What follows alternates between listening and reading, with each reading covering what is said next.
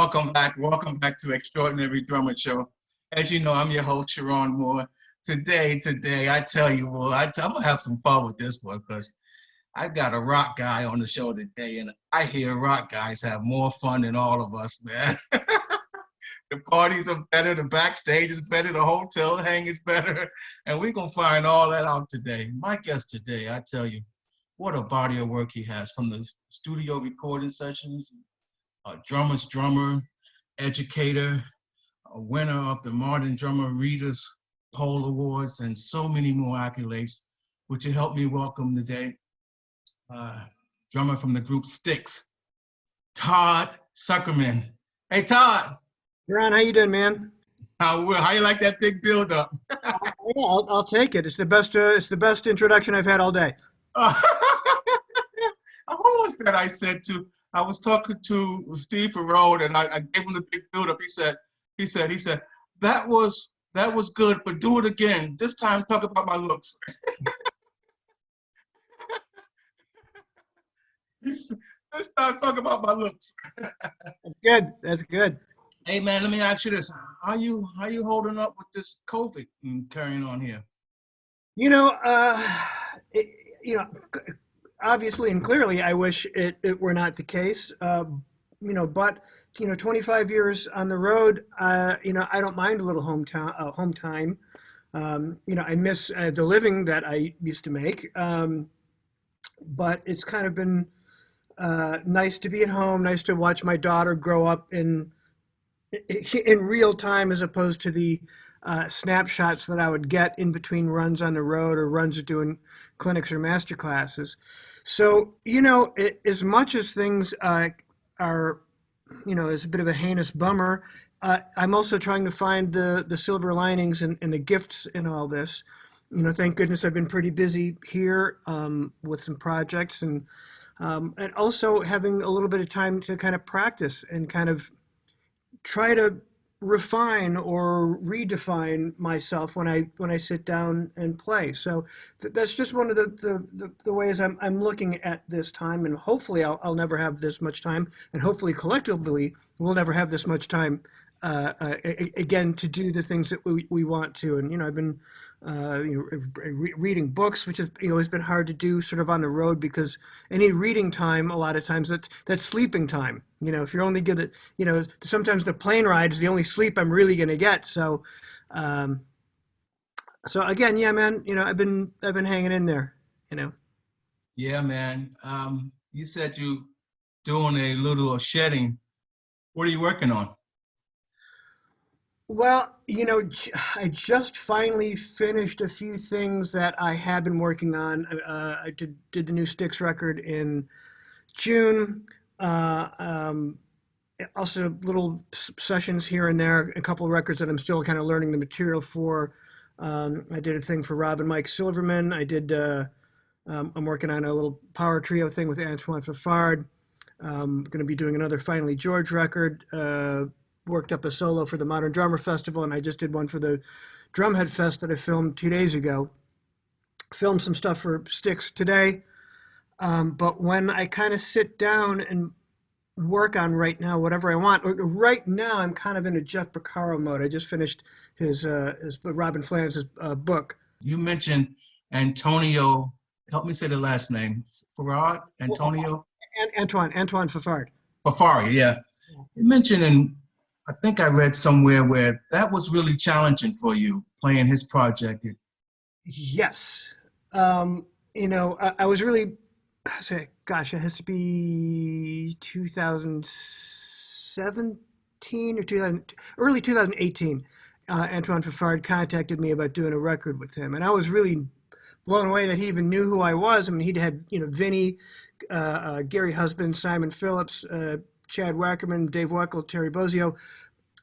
No pressure from the historical perspective. So he sent me the music and he sent me the charts, and the charts were just, okay, I'm not Vinny. I can't go in and just, read that down and just, regurgitate Mona Lisa's on command like he can. I wanted to learn this music, and I kind of wanted to structure it almost more progressive rock than just blowing. There are moments to blow, but I wanted to kind of define the sections coming from more of an art rock, progressive rock, side of things. And some of the songs there's no two time signatures and the two bars together. So I just learned it. If you ask me, hey, what was the such and such song, I'd say I don't know.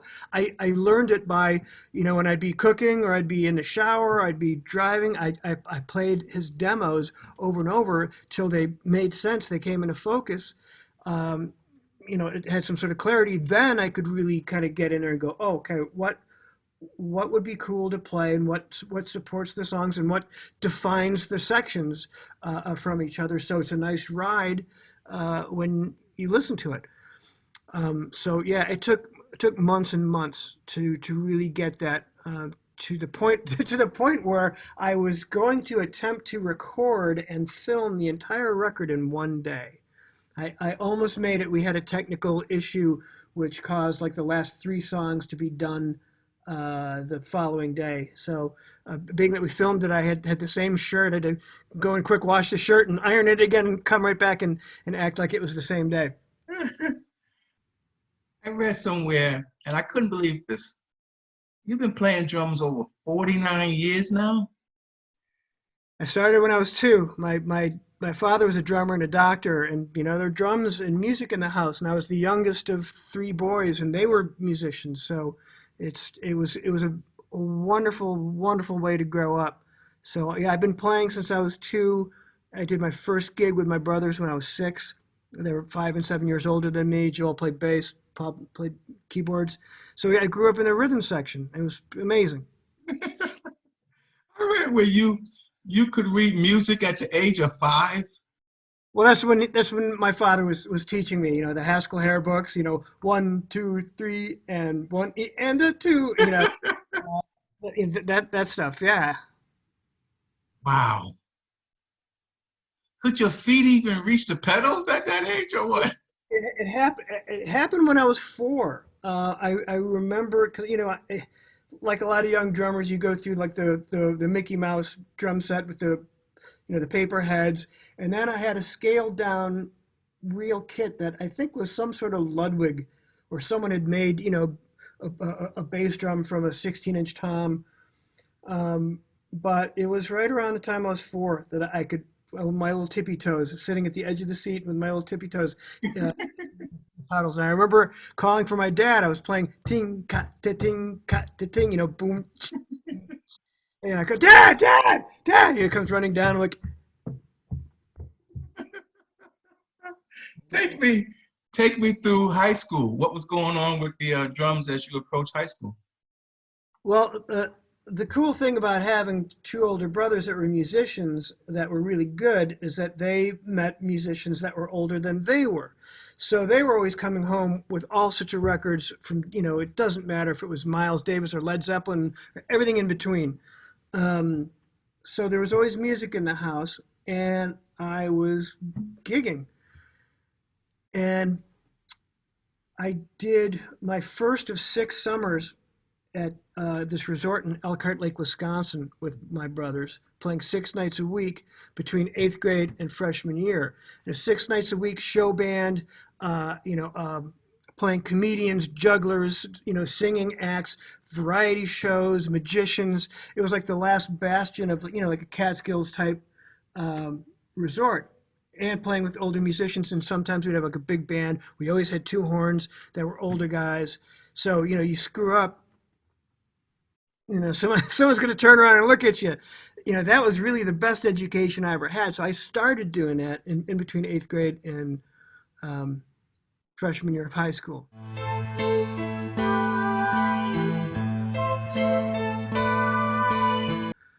It's true.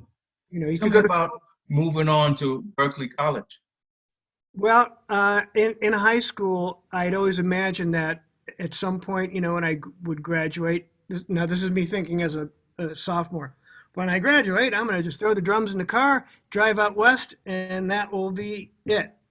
And then I started to think maybe life doesn't work that way. Maybe I need some more experience before I'm able to like actually have some shots here, you know. So I started thinking, but man, maybe I should go to Berkeley. I mean, you know, Steve Smith and Vinnie Colaiuta are two of my biggest heroes.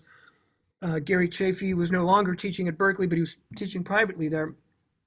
So that was sort of a goal, and I thought, well, let's try to pull my grades up because I was starting to not care about high school because who cares about this? I'm going to get in my car and drive west.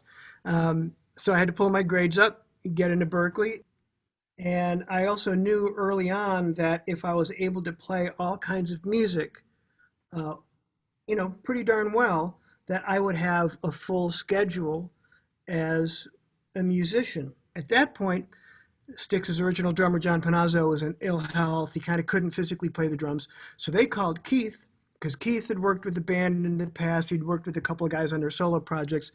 And they said, who should we get? And Keith said, oh, you should call Todd Sucherman. He's the guy for this. So he was really my in to do that first session, which was Lady. You know, I was in and out in 90 minutes. Hello, how are you? Goodbye. Here's a song. Hey, I saw you guys 3 times as a kid growing up. Had all the records. This is great. There weren't iPhones back then, so there's no photo. And I split to do another gig or wherever I was going to go. And then they phoned me back. See, that was in March of 95. Then they called me in February of 96 to do another track for Greatest Hits Part 2. And this had a lot of busy playing. This was a new song. And it seemed like the more I played, the more excited they got. And there was much more of a kind of get to know you hang session. And I could sense that they were kind of feeling me out as a person. Yeah, you know, I could tell something was brewing here. And I think it was a couple days later that James Young, JY, picked up the phone, called me and said, hey, what are you doing this summer? So that's really how the whole thing began. And it was because of doing all the studio stuff, because of doing all the gigs that came before that led me to doing all the studio stuff and priming myself to be able to play as many different styles as possible to have a full schedule as a working musician. That was the goal. Did you have a relationship, or did you get to meet and know John Panozio? Panazzo? No, I never met him. He passed away in the middle of my first tour with the band in July of '96. And I remember we were in New York City, and I got a phone call from the tour managers that John died. We're meeting in Chuck's room in a half hour to kind of go over what, you know. So here I'm in a band with, you know, at that point I was the only non-original member.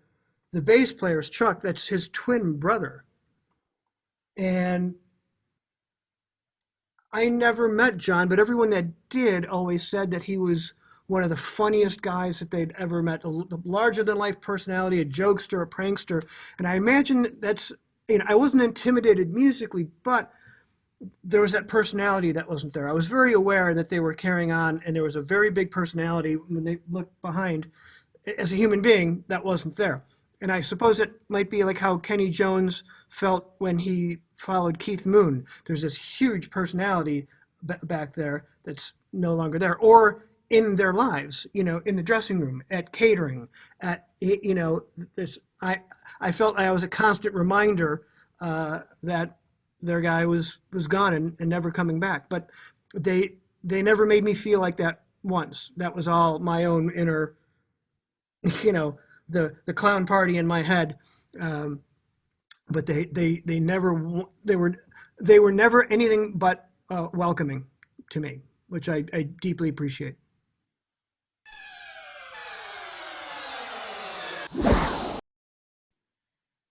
I want to stay with the Styx project, and I mentioned earlier, do rock drummers really have more fun than all the rest of us guys? The R&B guy, I think the jazz guys might have a little fun, but did you get to see, now let me just go with a couple of myths here. Did you get to see any of that throwing the TVs out the hotel window and all of the groupies backstage? There's just the parties and the Well, I'm going to have a very boring yet very realistic answer. Now, I'm sure when I was 26, I got involved with, you know, some sort of, you know, Guns N' Roses situation, I would have been a great joiner-inner. No doubt I would have had some fun. But I thank my lucky stars that when I got into the situation with Styx, those guys kind of did that stuff back in the 70s. You know, the TV sets out in the window and in the pool and all smashing cases of champagne in the shower and having shaving cream fights or what are all that stuff. But, my guys were pretty mature by the time I got in there. So I was able to look and hear the stories and kind of go, gee, that's cool. Just like we hear stories about the Who or Led Zeppelin or whatever, famous parties. But I'm also looking at these guys going, they've been with the same women for many years now. You lose half your stuff when you get a divorce. They were a good, what's the word? Not inspiration. They were. It was good for me to see. This is how you should conduct yourself on the road, and being a gentleman and being nice to people, taking care of yourself. I like to have I like my cocktails, but taking care of yourself so you can do it the next day and the next day and the next day and the next day and bring a level of consistency to the gig, which is really the job, to do it every night. I never put myself really in a situation that made me less than 100%. So are you saying, before I move on here, you're saying you never had a notion to do a Keith Moon and just destroy the drum kit? I actually did a Pete Townsend. I actually smashed a guitar on stage. Hey, hold on. Here, I have it right here. Oh, cool. Oh, I even dated it. July 12, 2009. Oh, wow. See a neck there, but I snapped that clean off. That's as crazy as it got that I can remember right now anyway. That's a great story, man. Let me ask you about this one. Moving forward, your first solo release, Last Flight Home. How did that come about and what made you want to do it? I didn't want to do it. That's the funny thing. Old buddy of mine, J.K. Harrison, that I worked with in the old days, who's a prolific writer and singer and whatnot, and he kept pestering me about doing a record where I'm singing. And I always blew him off, like, dude, it's sweet that you think I could do this. I don't think I have the ability to do that. And he'd always say, sure you do. You absolutely do. And I say, that's very sweet, thank you, but no. And finally, he just hit me at a time where I was going to be out in Los Angeles, where he lives now, and I was going to be out there for like a week to 10 days, and I had a couple afternoons off, and I had a couple nights off. So I thought, what the hell, let's get together, see what happens. At the very least, we'll have a few drinks and a few laughs, see my friend. And very quickly, things started to formulate, and it was working. And we wrote the song Last Flight Home, I think the second day, in like a 20-minute lightning round back and forth, and the song was largely done as you hear it now within 20 minutes.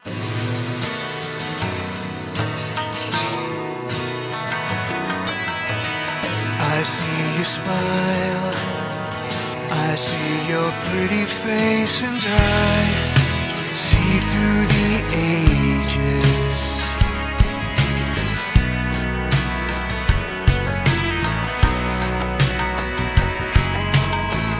I hear you laugh, I hear your funny laugh, and I know it's contagious. Sitting here turning pages in my sacred book of favorite days, favorite days.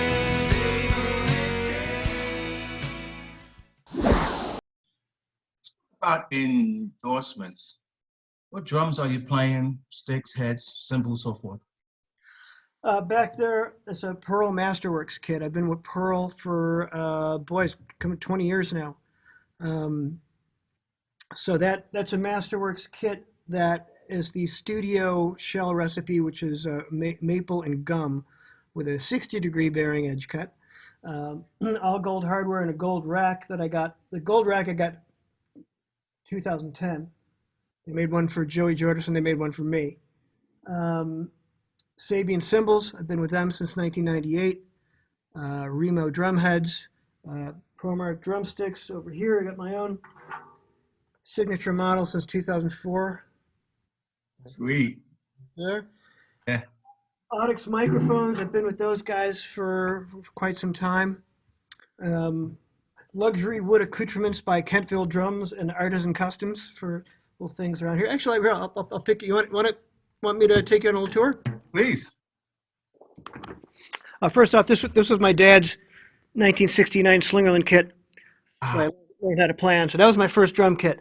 So I got that set up over there when I'm feeling, I want to play a four-piece, and I'm in the bebop world. That's the computer table from Artisan Customs with a water phone on it. And I'm not sure how my camera work is doing here, but that's the Pearl Masterworks drum set. That's the Sonar tower back there, and then here's the Pearl Waterfall Babinga. And then I got this insane 1978 Premier double bass concert tom kit. So I adore Phil Collins and Keith Moon, and I saw this kit at most of it anyway, at Bentley's Drums in Fresno, and I had to have it. And Gavin Harrison helped me put me together with this guy Mike Ellis to get the high toms. So yeah, that's like a 1978 catalog cover kit. woo! Wow. And that's What a it. cool room. That's the Modern drummer. Let's see how I got it written here.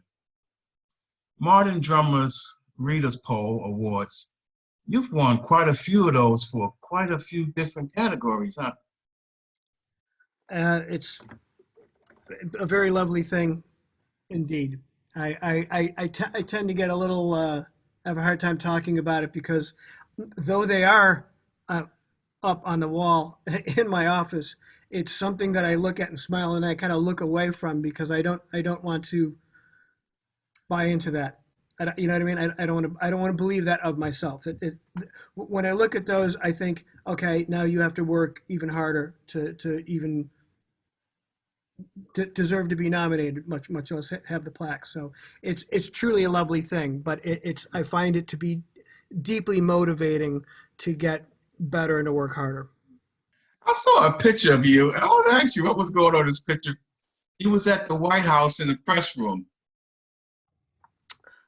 Yes, it was during the Obama years. We have friends at CNN and yeah, we were invited to go to the press room and we saw a press conference and our contact was like, hey, go up to the podium for some pictures, and everyone sort of stayed and said, hey, that's Styx. It caused such a ruckus that they changed the protocol that no one can have their guests or friends get up on at the podium. But it was great. We were answering questions, and it was a lot of fun. We had a great tour of the White House that day, and yeah, that was back in 2009. That was a cool picture, man. Wow, that was a great day. We have a thing on the show we call Word of Advice. You probably have seen it, where I asked the drummers if they would leave a word of advice for the up-and-coming drummers that's trying to get traction in this business, in this game, and even some of the guys that are already at the next level. If you would, please. I will. I have my 5 points that I knew that if I handled my business with these 5 points, that only good things would come my way. Number 1, always be on time. Always be on time. Always be on time. As a matter of fact, be early. Be early. One of the greatest gifts that you could do for yourself is to be early so you're relaxed and you're ready to go when it's time to go, and you can take direction. You have extra time to work on something. That's a great gift that you give to yourself and the people you're playing with. So number 1, be early. Number 2, be prepared. If you're showing up at a rehearsal where someone asked you to learn 25 songs, you learn the 25 songs. You have them down cold. You're ready to go. Number 3, have the right tools for the job. Show up with great sounding drums and cymbals, enough sticks. You got an extra snare drum head, an extra bass drum head in case something breaks in the trunk. You're prepared. Number 4, nail the job. And it's really easy to nail the job when you're prepared and your gear's, kicking butt. And then number 5, leave everybody happy that you were there. Leave everybody happy that they called you. Be a breath of fresh air.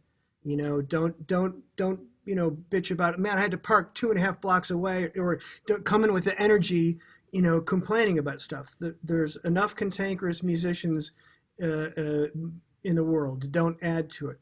Be a breath of fresh air. Help the other guys out with their stuff. Maybe they'll help you, next time. Because then if you all of a sudden, in the scenario, you were called to do a gig, learn 25 songs. Now you're in a room with 4 other musicians that you never really met before. Someone recommended you.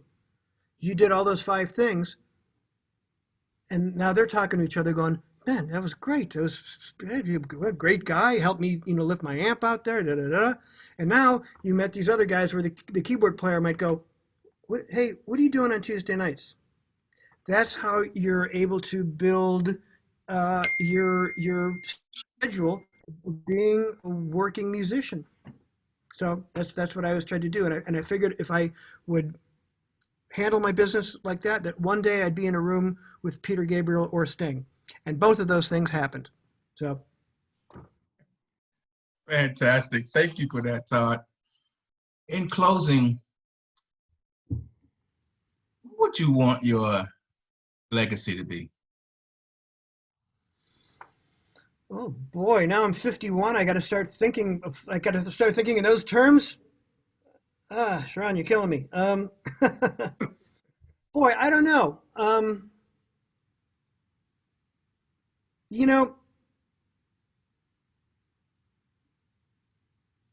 To be honest, I met Louis Bellson when I was about 11 or 12 years old, and he couldn't have been nicer to me. Came and sat with me and my dad on break, dedicated the song with a solo to me. Couldn't have been nicer. And of course, that's always Louis' thing.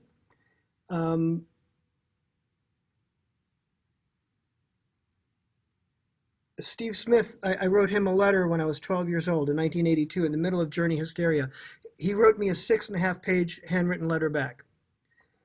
I think about those things when I write other drummers back that have written me for advice or a question or something like that. And I think the legacy was that I would like was that he was a nice guy. I met him once. I wrote to him once, and he wrote me back.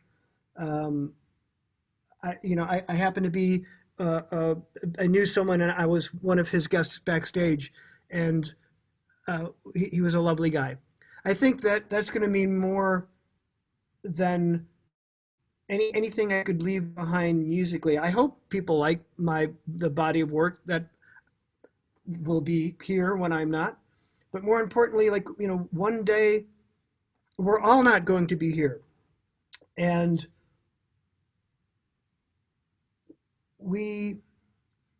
if we live long enough, we will see everyone that we care about die. And that's reason enough for us to be kind to each other now, which is so needed right now in these days. So though I can be a prick if I want to, there's an art to being a prick.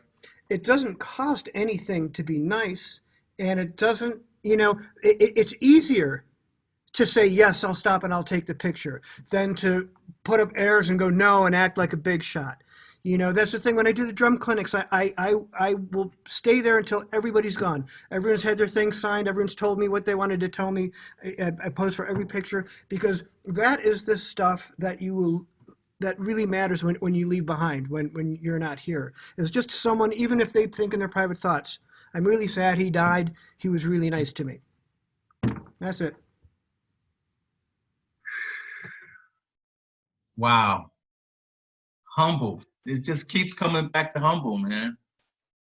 Somewhere along the line, maybe your father, and even in that genre that you're in, that rock and roll, to be humble in that, you just don't hear stories of that. You hear stories of ego and, like we said, the parties and all of that.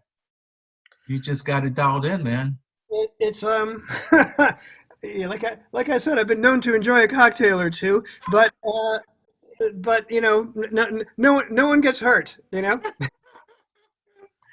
So let me tell you, thank you so much for being on the Extraordinary Drummer Show, man. Thank you for having me. I wish you health and safety in these crazy, crazy times. And I hope that when the storm is over, I'll see you somewhere in this big, crazy world. Yes, sir. Would you help us wave goodbye to the audience? Favorite